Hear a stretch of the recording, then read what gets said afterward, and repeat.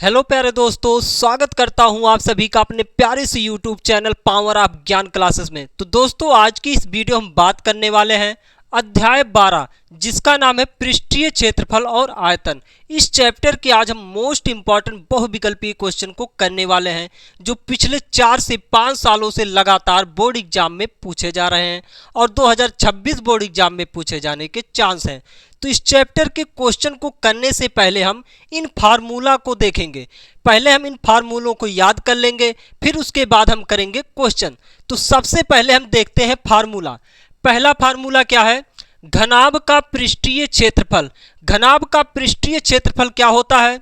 दो कोष्टक में L B plus B H plus H L. यहाँ पर एल क्या है, बी क्या है और एच क्या है? एल दोस्तों है लंबाई, बी है चौड़ाई और एच क्या है, एच है ऊंचाई। तो घनाभ का पृष्ठीय क्षेत्रफल बराबर होता है दो कोष्टक में L B plus B H plus H L. अगला फार्मूला है घन का पृष्ठीय क्षेत्रफल बराबर क्या होता है? घन का पृष्ठीय क्षेत्रफल बराबर होता है 6 गुणे भुजा स्क्वायर। यहाँ पर हमने घन की भुजा को मान लिया है ए है, तो जिससे फार्मूला क्या बन गया? घन का पृष्ठीय क्षेत्रफल बराबर बन गया फार्मूला 6 गुणे ए स्क्वायर। तीसरा फार्मूला है बेलन का वक्र पृष्ठीय क्षेत्रफल। बेलन का वक्र पृष्ठीय क्षेत्रफल बराबर होता है 2 पाई आर एच। आर क्या है? आर है त्रिज्या, एच क्या है, एच है ऊंचाई। चौथा फार्मूला है बेलन का कुल पृष्ठीय क्षेत्रफल बराबर होता है 2 पाई आर कोष्टक में एच प्लस आर। अगला फार्मूला है शंकु का वक्र पृष्ठीय क्षेत्रफल। शंकु का वक्र पृष्ठीय क्षेत्रफल बराबर क्या होता है? पाई आर एल। आर क्या है? आर है त्रिज्या, एल क्या है, एल है त्रियक ऊंचाई। अगला फार्मूला है शंकु का कुल पृष्ठीय क्षेत्रफल बराबर क्या होता है? शंकु का कुल पृष्ठीय क्षेत्रफल बराबर होता है पाई आर कोष्टक में एल प्लस आर। अगला फार्मूला है गोले का पृष्ठीय क्षेत्रफल बराबर होता है 4 पाई आर स्क्वायर। गोले का पृष्ठीय क्षेत्रफल बराबर क्या होता है? 4 पाई आर स्क्वायर। अगला फार्मूला है अर्धगोले का वक्र पृष्ठीय क्षेत्रफल बराबर क्या होता है? 2 पाई आर स्क्वायर। अगला फार्मूला है अर्धगोले का कुल पृष्ठीय क्षेत्रफल बराबर होता है 3 पाई आर स्क्वायर। अगला फार्मूला है घनाभ का आयतन। घनाभ का दोस्तों आयतन क्या होता है? घनाभ का आयतन होता है लंबाई गुणे चौड़ाई गुणे ऊंचाई। इसका मतलब यह हुआ एल गुणे बी गुणे एच। एल क्या है? लंबाई है, बी क्या है? चौड़ाई है, एच क्या है? ऊंचाई है। अगला फार्मूला है घन का आयतन। घन का आयतन क्या होता है? भुजा क्यूब होता है। यहां पर हमने घन की भुजा को क्या माना है? ए माना है, जिससे फार्मूला क्या बन गया है? ए क्यूब बन गया है। अगला फार्मूला है बेलन का आयतन। बेलन के आयतन का फार्मूला क्या होता है? पाई आर स्क्वायर एच। आर क्या है? त्रिज्या है, एच क्या है? ऊंचाई है। अगला फार्मूला है शंकु के आयतन का फार्मूला। शंकु का आयतन क्या होता है? 1/3 पाई आर स्क्वायर एच। देखो दोस्तों, जो शंकु का आयतन होता है वही आयतन बेलन का होता है। देखो यहाँ पर बेलन का आयतन क्या है? बेलन का आयतन है पाई आर स्क्वायर एच, वही होता है शंकु के आयतन का फार्मूला। अंतर क्या है? अंतर यहाँ पर यह है कि यहाँ पर 1/3 लिख दिया जाए तो किसका फार्मूला बन जाएगा? शंकु के आयतन का फार्मूला बन जाएगा। अगला फार्मूला है गोले के आयतन का फार्मूला। गोले के आयतन का फार्मूला क्या होता है? 4/3 पाई आर क्यूब। अगला फार्मूला है अर्धगोले के आयतन का। अर्धगोले का आयतन का फार्मूला क्या होता है? 2/3 पाई आर क्यूब। तो दोस्तों इस चैप्टर में ये 15 ही सूत्र थे। इनको अगर आप याद कर लेते हैं तो इस चैप्टर के सभी बहुविकल्पीय क्वेश्चन और लॉन्ग क्वेश्चन आसानी से हो जाएंगे बिना किसी दिक्कत के।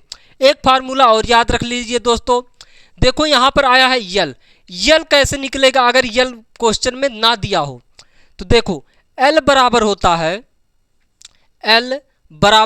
है रूट में R square plus H square. देखो दोस्तों क्वेश्चन में हमेशा यल नहीं दिया जाएगा, ज़्यादातर आर दिया जाएगा और एच दिया जाएगा। यल हमें निकालना पड़ेगा। तो यल निकालने का फार्मूला क्या होता है? यल बराबर होता है रूट में R square plus H square. ये होता है यल बराबर फार्मूला। तो दोस्तों हमने इस चैप्टर के सभी फार्मूला को देख लिया। अब हम करते हैं बहुविकल्पी क्वेश्चन। पहला क्वेश्चन है, एक लंबवृत्तीय बेलन के आधार का क्षेत्रफल 9 पाई सेंटीमीटर स्क्वायर है, तो उसके आधार का व्यास क्या होगा, ये पूछा गया है। ये दोस्तों क्वेश्चन 2020 और 2024 में पूछा गया क्वेश्चन है और 2026 में पूछा जा सकता है। तो क्या कहा है? कहा है क्वेश्चन में एक लंबवृत्तीय बेलन के आधार का जो क्षेत्रफल है वो 9 पाई सेंटीमीटर स्क्वायर है। क्या ज्ञात करना है हमें? हमें ज्ञात करना है उसके आधार का व्यास क्या होगा। एक लंबवृत्तीय बेलन बना लो। बेलन कैसे होता है? कुछ इस प्रकार का बेलन होता है।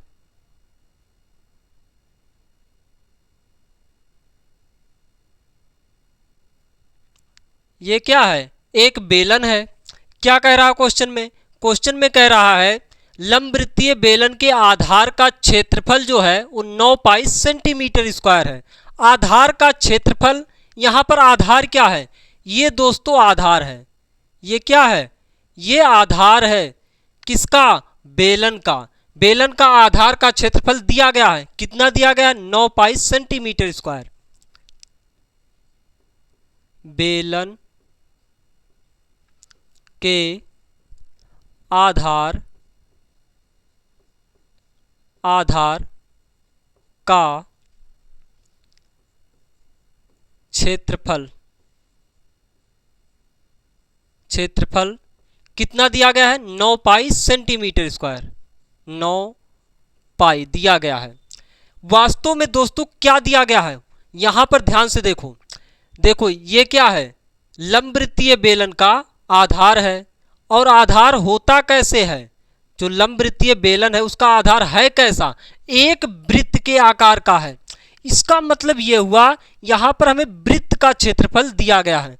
तो यहां पर वृत्त का क्षेत्रफल क्या होता है? पाई आर स्क्वायर। इसका मतलब यह हुआ हमें पाई आर स्क्वायर का वैल्यू दिया गया है। कितना है? 9 पाई दिया गया है। देखो पाई से पाई कट गया। आर स्क्वायर बराबर कितना आ गया? आर स्क्वायर बराबर 9 आ गया। तो इस स्क्वायर को उधर भेज दो। जब स्क्वायर को उधर भेजोगे तो रूट में 9 हो जाएगा।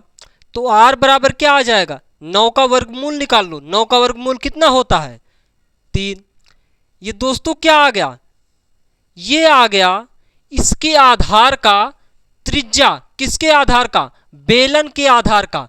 और बेलन के आधार जो है वो किसका आकार का है? एक वृत्त के आकार का है। इसका मतलब यह हुआ इस वृत्त का जो त्रिज्या है वो 3 सेंटीमीटर है। कितना सेंटीमीटर है? 3 सेंटीमीटर आ गया। हमें क्वेश्चन में ज्ञात क्या करना है? कहा है उसके आधार का व्यास क्या होगा। हमें क्या ज्ञात करना है? हमें इसके आधार का व्यास ज्ञात करना है। तो व्यास कैसे निकलेगा? वास्तव में दोस्तों ये क्या है? एक वृत्त है। और वृत्त का व्यास क्या होता है? वृत्त का व्यास होता है त्रिज्या का दूना। तो हमें क्या ज्ञात करना है? आधार का व्यास ज्ञात करना है।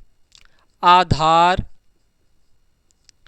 का व्यास। व्यास को हम किससे प्रदर्शित करते हैं? डी से। व्यास को किससे प्रदर्शित करते हैं? डी से। जो व्यास होता है वो त्रिज्या का दूना होता है। व्यास क्या होता है? त्रिज्या का दोगुना होता है। तो यहां पर d बराबर आ जाएगा 2 इंटू आर का वैल्यू कितना आया है? 3। तो यहां पर आ गया 6। व्यास कितना आ गया दोस्तों? व्यास हमारा आ गया 6 सेंटीमीटर। व्यास कितना आ गया? 6 सेंटीमीटर। तो देखो कौन सा ऑप्शन सही है?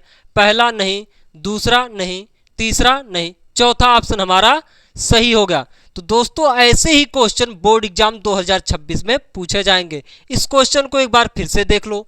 देखो कहा गया है एक लंबवृत्तीय बेलन के आधार का क्षेत्रफल 9 पाई सेंटीमीटर स्क्वायर है, तो इसके आधार का व्यास क्या होगा।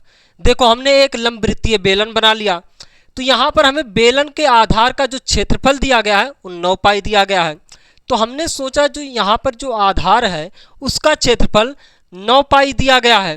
तो यहाँ पर ध्यान से हमने देखा तो हमें यहाँ पर पता चला ये जो बेलन का आधार है वो वृत्त के आकार का है। इसका मतलब इस वृत्त का क्षेत्रफल दिया गया है, तो हमने वृत्त का फार्मूला लगा दिया पाई आर स्क्वायर। तो यहाँ से हमने क्या किया, पाई से पाई को काट दिया, आर स्क्वायर बराबर आ गया 9 के, तो इस वर्ग को हमने उधर भेज दिया तो रूट बन गया। तो आर बराबर कितना आ गया, 3 सेंटीमीटर आ गया। तो हमें ज्ञात क्या करना था, हमें ज्ञात करना था आधार का व्यास। तो आधार का व्यास कैसे निकलेगा, हमने जब देखा कि ये एक वृत्त ही है तो आधार का व्यास कैसे निकालेंगे। हम जानते हैं कि जो आधार होता है यानी कि जो व्यास होता है वो त्रिज्या का दूना होता है। हमने इस कॉन्सेप्ट का इस्तेमाल किया तो हमने d बराबर क्या किया, 2r हो गया। यहाँ पर हमने r का वैल्यू रख दिया तो d बराबर कितना आ गया, 6। यानी कि लंबवृत्तीय बेलन का आधार का जो व्यास है वो कितना है, 6 सेंटीमीटर है। तो दोस्तों ये हो गया हमारा पहला क्वेश्चन। अब हम करते हैं दूसरा क्वेश्चन। दूसरा क्वेश्चन है, दो गोलों के आयतनों का अनुपात 64:27 है, उनके वक्र पृष्ठीय क्षेत्रफलों का अनुपात क्या होगा, यह हमसे दोस्तों पूछा गया है। तो क्या कहा है, दो गोलों के आयतनों का अनुपात 64:27 है, उनके वक्र पृष्ठीय क्षेत्रफल का अनुपात ज्ञात कीजिए। यह क्वेश्चन दोस्तों 2023 में पूछा गया है और 2026 में पूछा जा सकता है। तो हमें क्या दिया गया है, हमें दो गोलों के आयतनों का अनुपात दिया गया है। हम मान ले रहे हैं कि हमारे पहला जो गोला है उसकी त्रिज्या r1 है, तो उसके आयतन का फार्मूला क्या बनेगा, उसके आयतन का फार्मूला बनेगा 4/3 पाई आर क्यूब। जबकि इसकी हमने त्रिज्या माना है कि r1 है तो यहाँ पर हो गया r1। हम दूसरे गोले की जो त्रिज्या है उसको मान ले रहे हैं कि r2 है, तो उसके आयतन का फार्मूला क्या बनेगा, उसके आयतन का फार्मूला बनेगा 4/3 पाई आर क्यूब। हमने मान लिया इसकी त्रिज्या क्या है, r2 है। तो यहाँ पर क्या दिया गया है, दोनों गोलों के आयतनों का अनुपात दिया गया है। पहले गोले का अनुपात जो है 64:27 है। तो अनुपात का मतलब क्या होता है, अनुपात का मतलब ही होता है बटे, कितना दिया गया है, 64/27 हो गया। अब यहाँ पर ध्यान से देखो, ये 4/3 से ये 4/3 कट गया, इस पाई से ये पाई कट गया, जो बच गया उसे लिख लो। क्या बचा, r1 का क्यूब बटे r2 का क्यूब बराबर 64/27, इतना हो गया। अब यहां पर ध्यान से देखो, क्यूब को उधर भेजोगे तो क्या बन जाएगा, घनमूल। 64 का घनमूल कितना होता है, 64 का घनमूल कितना होता है, 4 होता है। तो r1 बटे r2 बराबर क्या हो जाएगा, देखो जब क्यूब को उधर भेजोगे तो घनमूल बनेगा, 64 का घनमूल कितना होता है, 4 होता है, तो यहां पर हो गया 4। 27 का घनमूल कितना होता है, 27 का घनमूल 3 होता है, तो ये हो गया 4/3। ये आ गया हमारा r1 बटे r2 बराबर कितना आ गया, 4/3। हमें ज्ञात क्या करना है, हमें ज्ञात करना है उनके वक्र पृष्ठीय क्षेत्रफलों का अनुपात क्या होगा। हमें वक्र पृष्ठीय क्षेत्रफलों का अनुपात ज्ञात करना है। तो वक्र पृष्ठ का क्षेत्रफल का फार्मूला क्या होता है, 4 पाई आर स्क्वायर होता है। तो देखो हम मान ले रहे हैं पहले गोले की त्रिज्या क्या हम माने हैं, r1 माने हैं, तो यहां पर हो गया r1।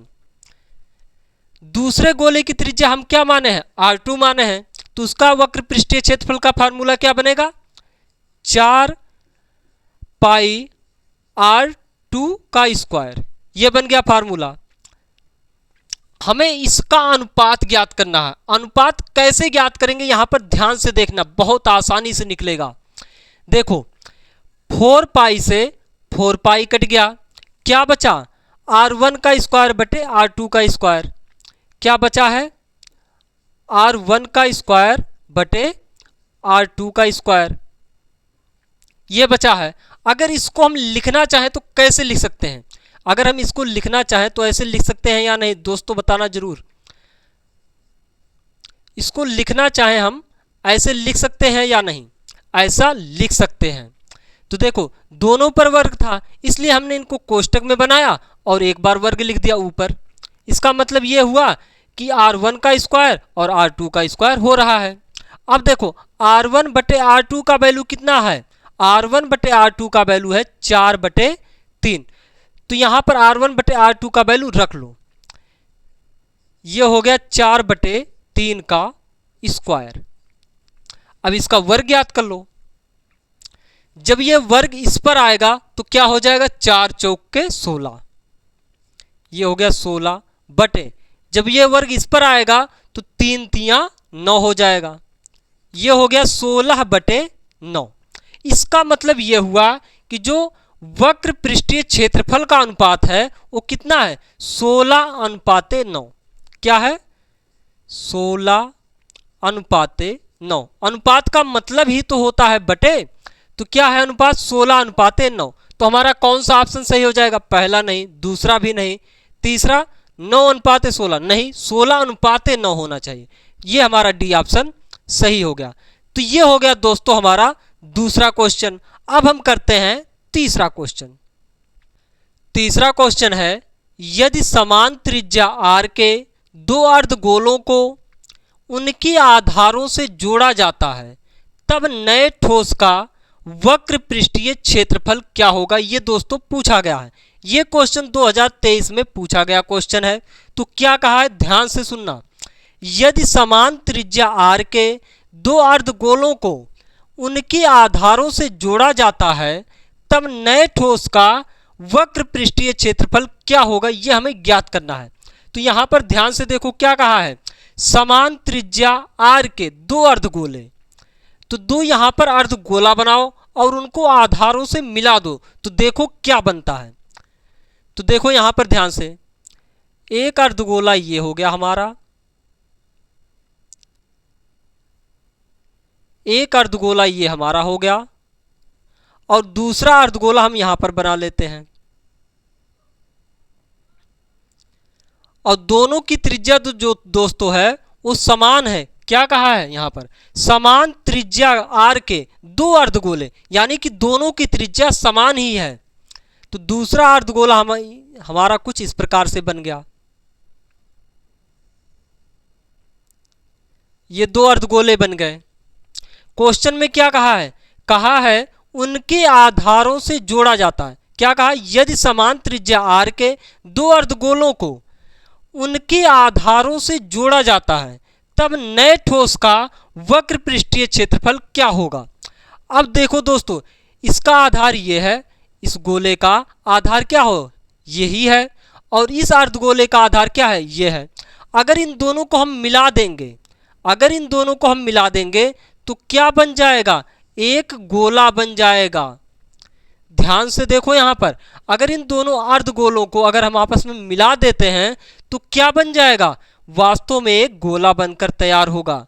तो इस गोले का वक्र पृष्ठीय क्षेत्रफल क्या होगा, 4πr², क्योंकि इसकी त्रिज्या क्या है, इसकी त्रिज्या है r और इसकी भी त्रिज्या r है, इसकी भी त्रिज्या r है। जब ये दोनों अर्धगोला मिलेंगे तो एक बड़ा गोला बनकर तैयार होंगे, तो इसका भी त्रिज्या तो r ही होगा, इसका भी त्रिज्या r ही होगा।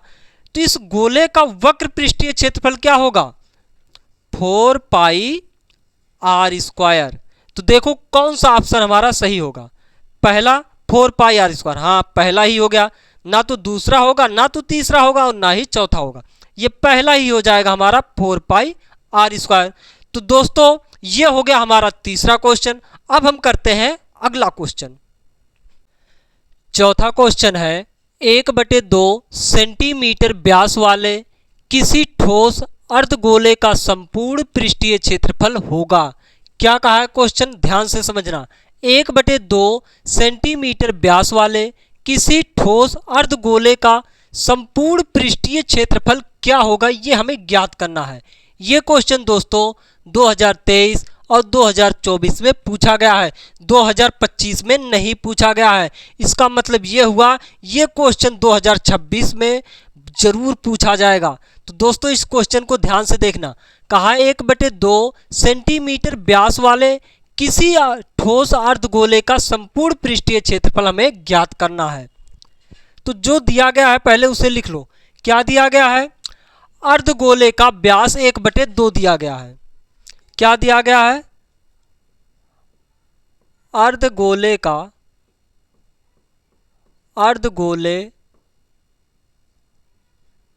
का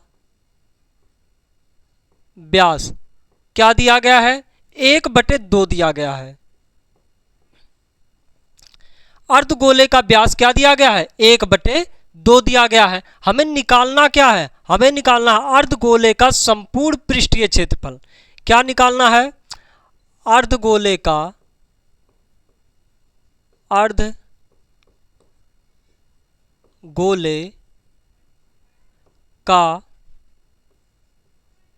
संपूर्ण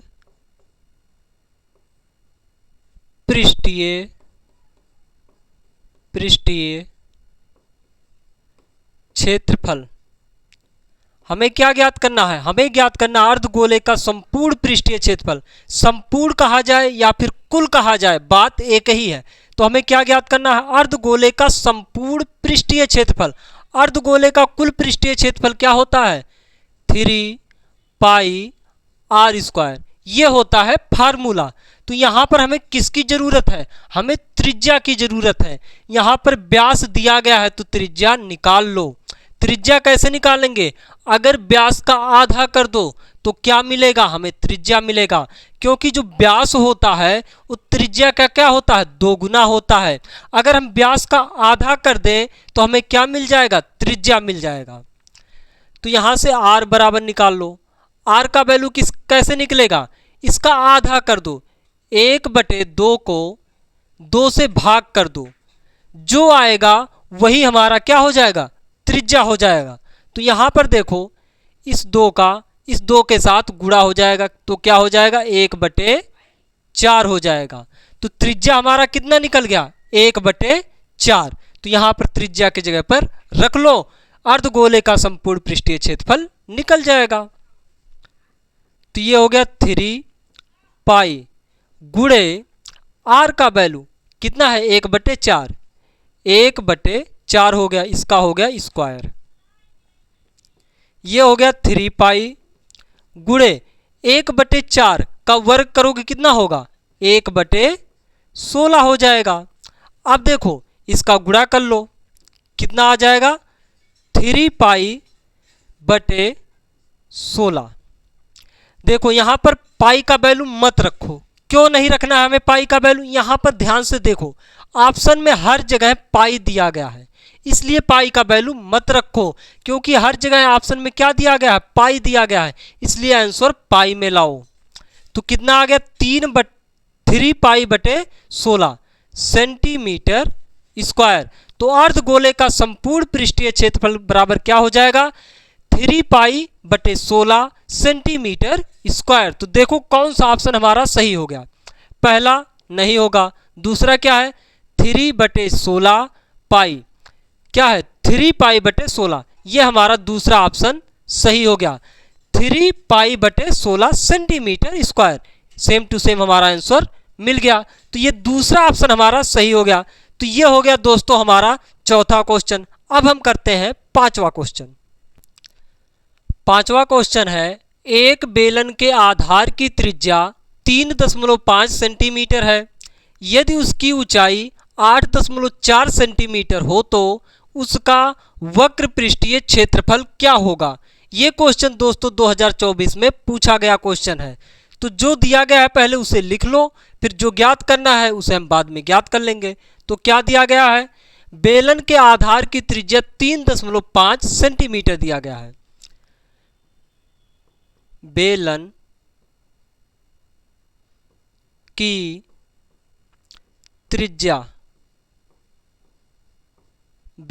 त्रिज्या r बराबर कितना दिया गया? 3.5 सेंटीमीटर। और क्या दिया गया है? इसकी ऊंचाई 8.4 सेंटीमीटर है। बेलन की ऊंचाई मतलब एच, एच का वैल्यू कितना दिया गया है 8.4 सेंटीमीटर ये दिया गया है। हमें ज्ञात क्या करना है, हमें ज्ञात करना है बेलन का वक्र पृष्ठीय क्षेत्रफल। तो बेलन का वक्र पृष्ठीय क्षेत्रफल क्या होता है, बेलन का वक्र पृष्ठीय क्षेत्रफल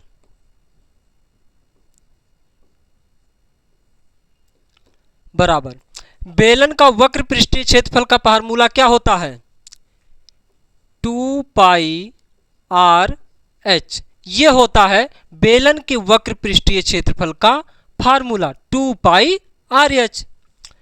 तो ये हो गया 2। अब यहां पर देखो पाई का वैल्यू रखेंगे या नहीं रखेंगे कैसे पता चलेगा, ऑप्शन देखो हर जगह है ऑप्शन में पाई लिखा गया है, इसलिए पाई का वैल्यू मत रखो। तो ये हो गया 2 पाई गुणे आर का वैल्यू कितना है 3.5, 3.5 गुणे एच का वैल्यू कितना 8.4, 8.4 हो गया। अब देखो इनका गुणा कर लो यानी कि इसको सॉल्व कर लो, जो आएगा वही हमारा आंसर हो जाएगा।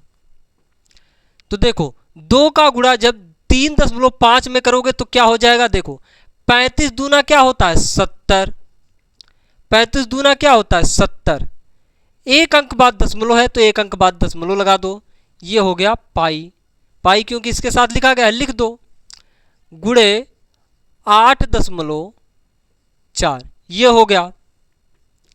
अब देखो दशमलव के बाद जीरो का कोई वैल्यू नहीं होता है इसलिए मत लिखो, तो ये हो गया 7 पाई गुणे 8.4 ये हो गया। अब 7 का गुणा इसके साथ कर लो, 7 चौक 28 के 8 हासिल कितना लगा 2, 7 8 56, 56 2 कितना होगा 58, ये हो गया 58। अब देखो एक अंक बाद दशमलव है तो एक अंक बाद यहां पर दशमलव लगा दो, और देखो पाई यहां पर चिपका था यहां पर पाई को चिपका दो, ये हो गया सेंटीमीटर स्क्वायर। तो बेलन का वक्र पृष्ठीय क्षेत्रफल क्या आ गया 58.8 पाई सेंटीमीटर स्क्वायर। देखो ऐसा ऑप्शन कौन सा है, पहला 54.8 नहीं है, दूसरा 56.4 नहीं है, तीसरा 56.6 नहीं है, चौथा 58.8 पाई सेंटीमीटर स्क्वायर, ये हमारा डी ऑप्शन सही हो गया। ये हो गया दोस्तों हमारा 5वां क्वेश्चन। इतना स्क्रीनशॉट ले लो, फिर उसके बाद हम करते हैं 6वां क्वेश्चन। 6वां क्वेश्चन है कैप्सूल का संयोजन है, कैप्सूल का संयोजन कैसा होता है ये हमें बताना है। ये क्वेश्चन दोस्तों 2024 में पूछा गया है। पहला ऑप्शन है 2 शंकु का, या फिर एक बेलन एवं 2 अर्धगोलों का, या फिर एक बेलन एवं एक अर्धगोले का, या फिर एक बेलन एवं 2 गोलों का। तो कैप्सूल का संयोजन कैसा होता है ये हमें बताना है।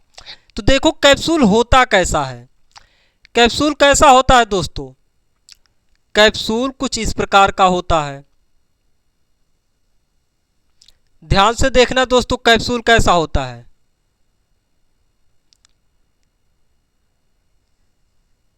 कैप्सूल दोस्तों कुछ इस प्रकार का होता है कैप्सूल हमारा। तो यहां पर हमें बताना है ये किसका संयोजन से बना है कैप्सूल, किसके संयोजन से बना है कैप्सूल ये हमें बताना है। यहां पर ध्यान से देखो, यहां से अगर हम इसको काट दें और फिर यहां से काट दें, और ये मान लो ये दोनों है ही नहीं, तो यहां पर ये क्या बन गया एक बेलन बन गया। क्या बन गया, यहां से लेकर यहां तक क्या बन गया एक बेलन बन गया। और यहां क्या बन रहा है एक अर्धगोला बन रहा है, इधर भी एक अर्धगोला ही बन रहा है। तो इसका मतलब ये हुआ जो कैप्सूल होता है वो क्या होता है एक बेलन और 2 अर्धगोलों का संयोजन होता है। यहां से क्या पता चला, यहां से ये पता चला जो कैप्सूल होता है एक बेलन और 2 अर्धगोलों का संयोजन होता है। तो कौन सा ऑप्शन सही हो जाएगा, एक बेलन एवं 2 अर्धगोलों का संयोजन होता है, ये हमारा बी ऑप्शन सही हो गया। तो दोस्तों इस चैप्टर के जितने प्रकार से बहुविकल्पीय क्वेश्चन बन सकते थे हमने उनको करा दिया। दोस्तों इसी प्रकार के क्वेश्चन बोर्ड एग्जाम 2026 में पूछे जाएंगे। अंतर इतना ही होगा कि यहाँ पर 4.8 ना देकर 8.4 ना देकर कुछ और दे दे 5.6, यहाँ पर 3.5 ना देकर कह दे 4.5। लेकिन दोस्तों क्वेश्चन इसी प्रकार के पूछे जाएंगे, अंतर इतना ही होगा यहाँ पर वैल्यू बदल बदल कर पूछे जाएंगे। यहाँ पर जो 1/2 दिया गया है 1/4 दे सकता है, लेकिन दोस्तों क्वेश्चन इसी प्रकार के पूछे जाएंगे। तो दोस्तों इस चैप्टर के जितने भी प्रकार से क्वेश्चन बन सकते थे हमने करा दिया। दोस्तों अब हम कल करेंगे इस चैप्टर के लॉन्ग क्वेश्चन को। तो दोस्तों अगर वीडियो अच्छा लगा हो तो लाइक, सब्सक्राइब, कमेंट जरूर करें। Thank you.